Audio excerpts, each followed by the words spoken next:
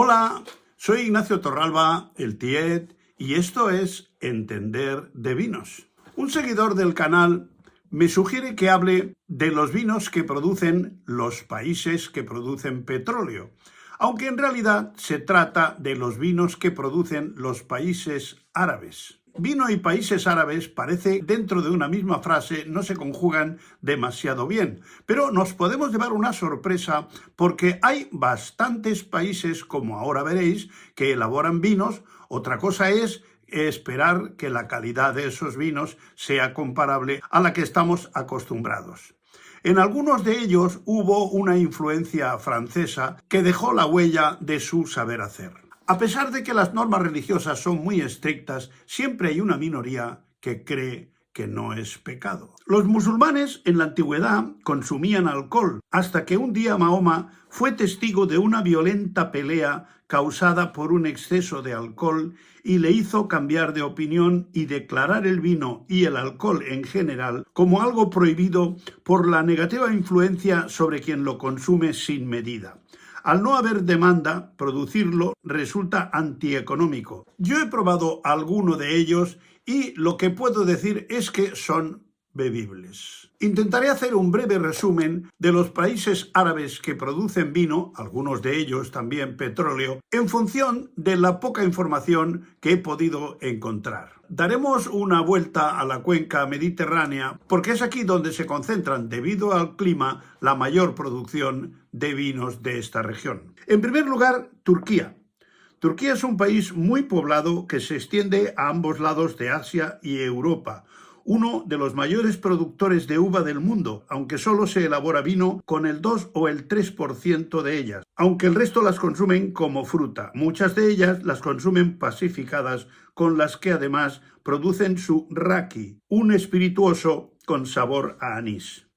Turquía es un país con mayoría musulmana, lo que genera tensiones entre el gobierno y los productores, lo que converge en un difícil equilibrio entre la prohibición de las bebidas alcohólicas y el fomento de su producción. Es un país que para nosotros resulta extraño. Atatürk, el padre de la patria turca, que era un gran amante del vino, fomentó la producción de vinos de calidad, además de introducir la escritura alfabética en lugar de la árabe, y como veis, produce una sensación rara. Los impuestos sobre el vino son elevados. En mi visita a Turquía, el guía nos decía que no bebía vino, pero le gustaba mucho el jugo de uva fermentado. No hay duda de que en Turquía, con 75 millones de habitantes, existe un mercado para el vino. Las uvas para vino de Turquía son la mayoría autóctonas. Dicen que en el resto del mundo ya se producen demasiados Cabernet Sauvignon y Chardonnays. Las regiones vitícolas son informales, ya que no las hay legales.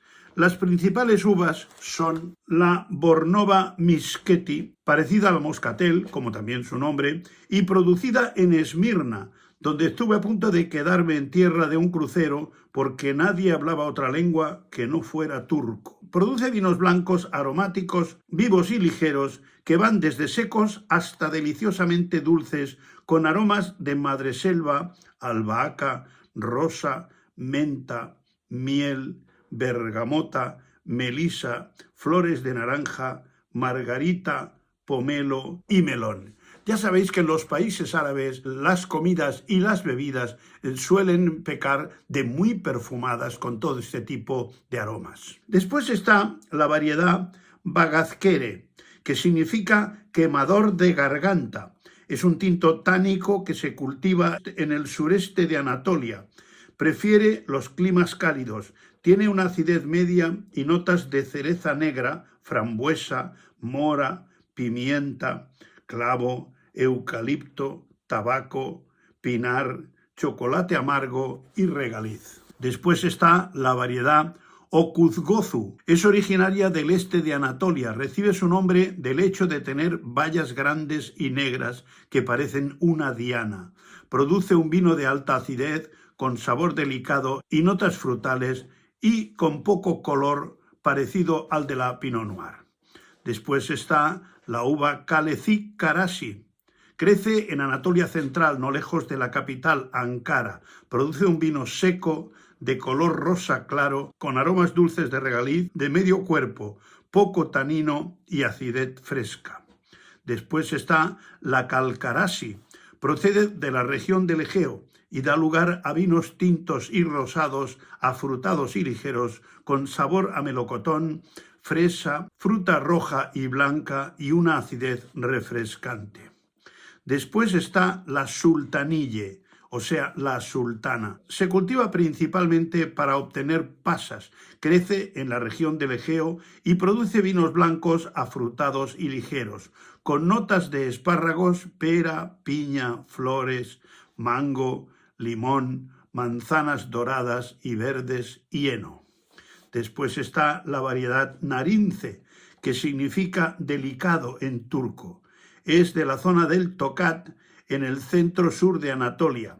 Produce vinos de color pajizo con notas florales de frutas amarillas y aromas cítricos.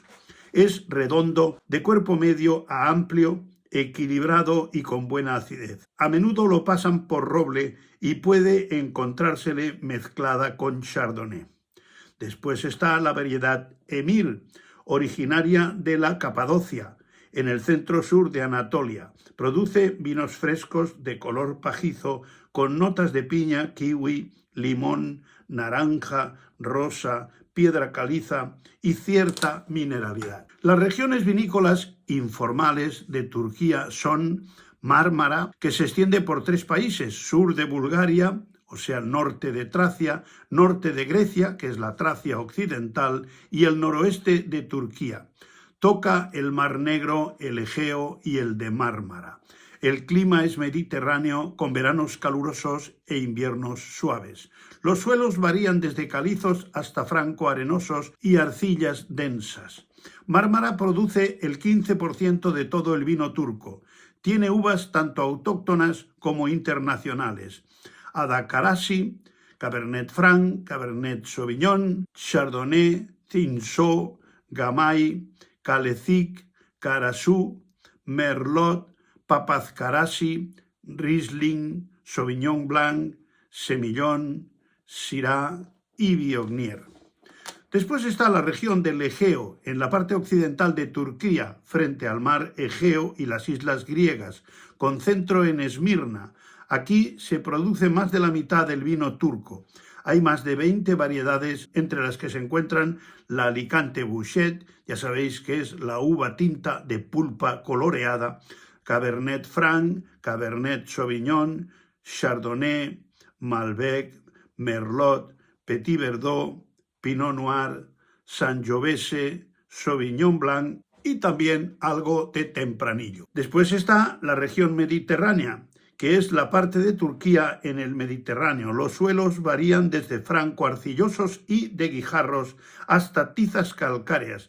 Representa menos del 1% del vino turco, con Cabernet Sauvignon, Chardonnay, Malbec, Merlot, Pinot Noir, Sauvignon Blanc, Syrah y algunas autóctonas. Y por último está Anatolia Central, con clima continental, de inviernos fríos y veranos calurosos, suelos de arcilla roja y granito descompuesto.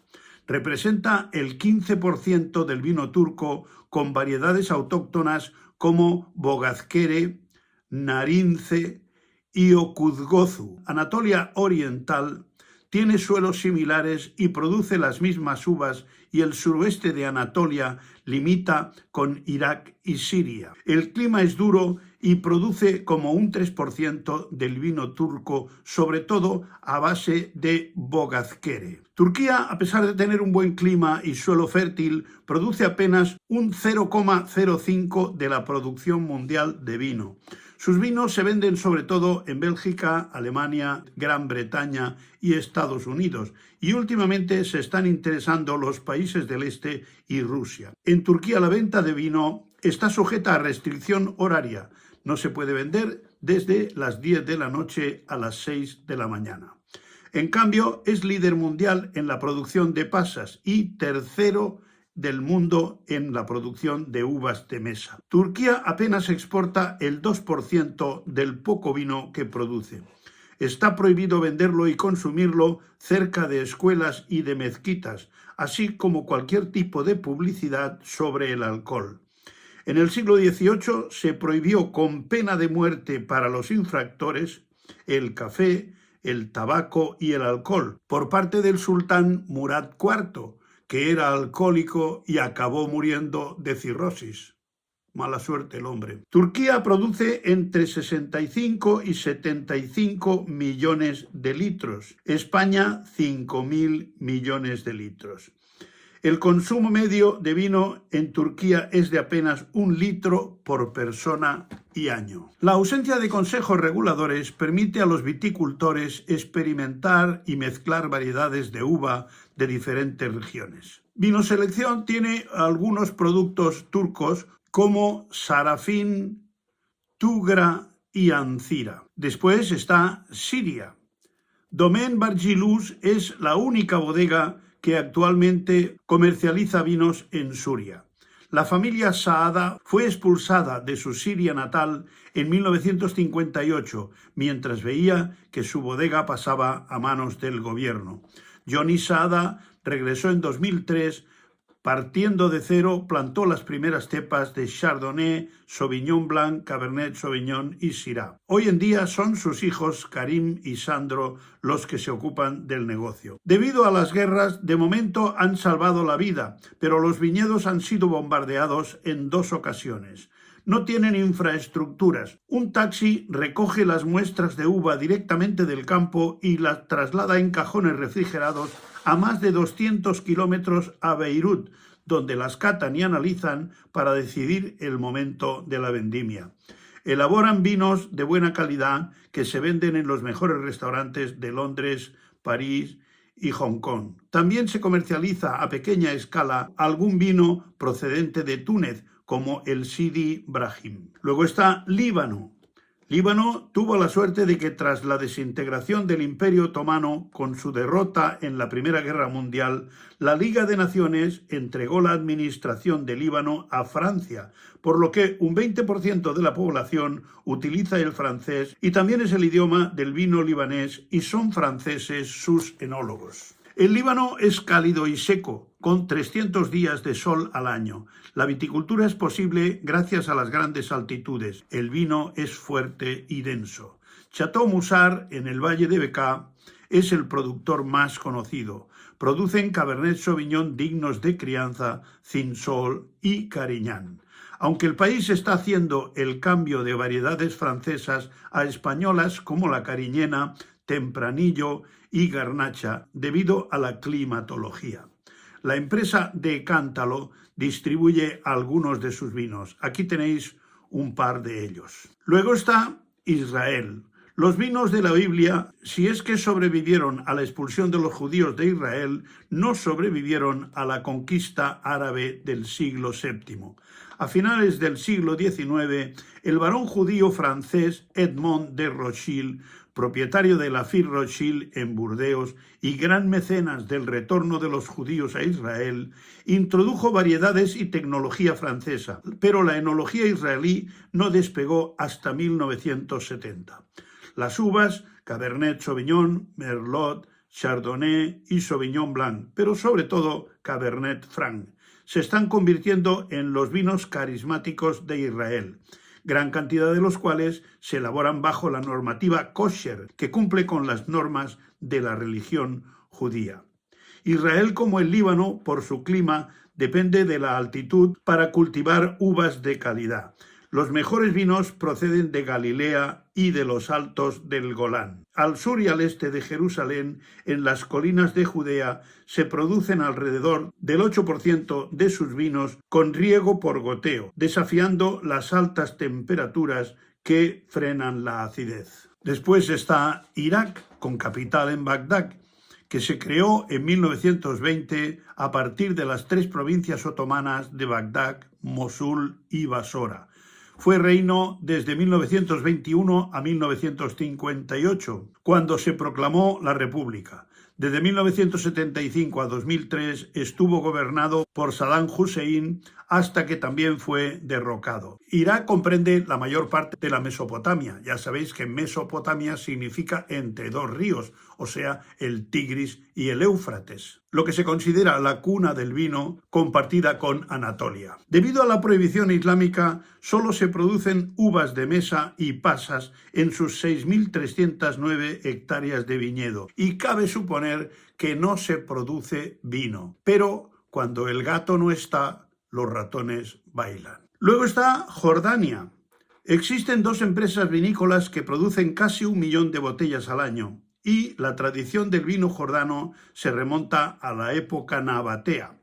Excavaciones arqueológicas cerca de Petra han descubierto al menos 82 prensas de vino. La viticultura moderna de Jordania empezó en 1975 por la compañía destiladora Haddad, y esta y Zumot producen los vinos Saint George y Río Jordán. En 2018, Río Jordán había ganado 96 premios.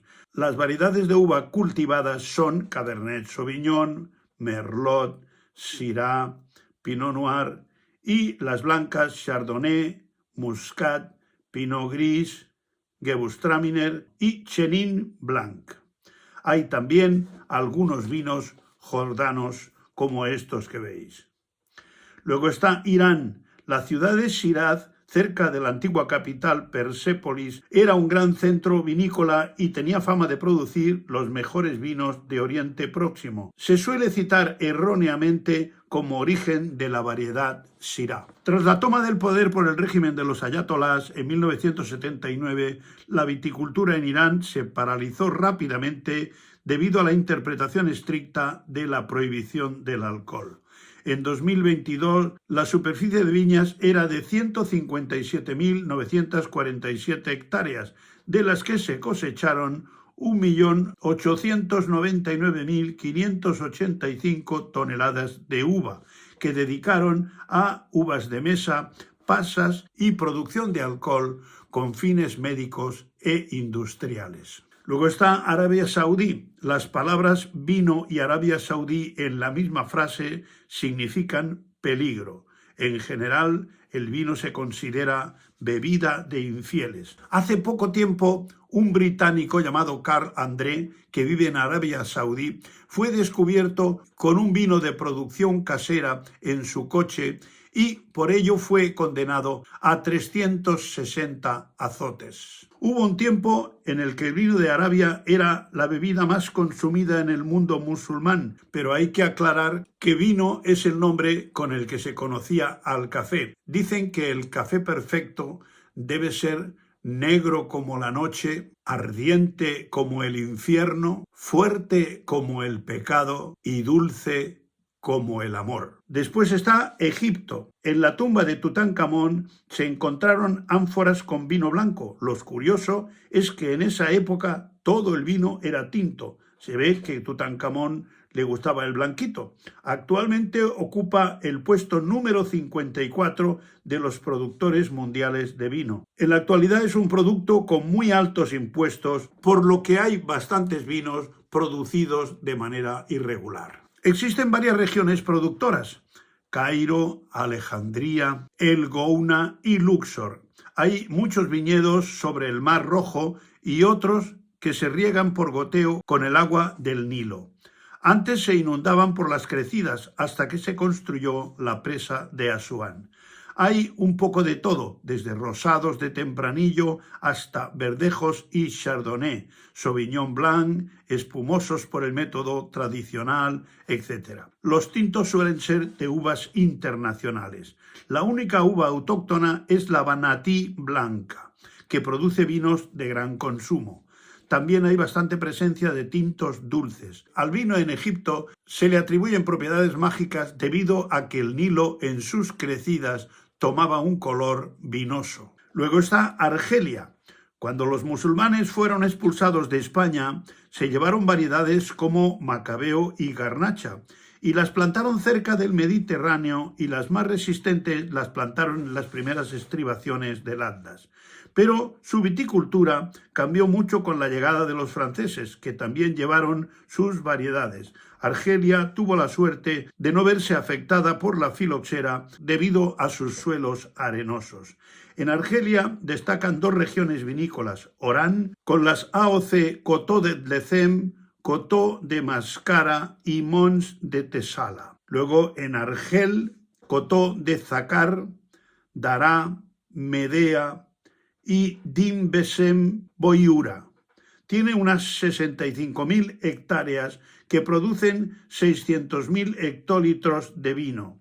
Destacan las variedades Alicante Bouschet, Grenache, Cinsault, Mourvèdre, Cabernet Sauvignon, Merlot, Carignan y las blancas Ugni Blanc, Muscata, Pedro Ximénez, Merceguera y Chardonnay. Los vinos de gran graduación por su proximidad al Ecuador han aliviado con frecuencia la acidez de algunos vinos franceses. Luego está Túnez. Hablar de Túnez es hablar de la histórica Cartago y de su gran agrónomo Magón, que escribió un tratado a finales del siglo IV a.C. y es considerado la Biblia no solo de la agricultura cartaginesa, sino también de la romana y la árabe, a pesar de que su obra nos ha llegado a través de múltiples traducciones que la han desfigurado y que fue una auténtica enciclopedia agrícola. También tuvo gran influencia la colonización francesa.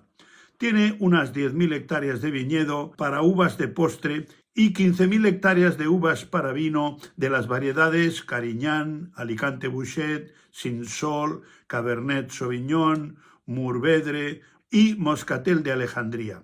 Producen básicamente tintos y rosados y debido al clima son ricos en alcohol, con poca acidez y ligeros, y han de ser consumidos jóvenes. La producción total de Túnez es de 480.000 hectolitros de vino, el 65% rosados, 30% tintos y 5% blanco. El más conocido es el Sidi Brahim, a base de Cabernet Sauvignon, Syrah y Merlot. Y por último está Marruecos, que es una de las grandes potencias del vino africano. Buen clima y diverso, zonas altas para los blancos de gran acidez y gran influencia francesa. Las principales cepas son la cariñena, Cinsault, Alicante Bouschet y la garnacha, así como Cabernet Sauvignon, Merlot, Syrah y Chardonnay. Se elaboran pocos blancos, pero tienen bastantes rosados, vinos grises y blancs de noir. La cordillera del Atlas, que atraviesa el país de punta a punta, salva a las viñas del sol abrasador. A pesar de su proximidad a Portugal y España, tiene una gran influencia francesa. Solo exportan como un 5% de su producción. Tienen 48.000 hectáreas de viñedo que producen unos 300.000 hectolitros al año. Vinissimus.com distribuye estos tres vinos de Marruecos. Porque saber que en el mundo árabe también se producen algunos vinos, también es entender de vinos. Hasta otra.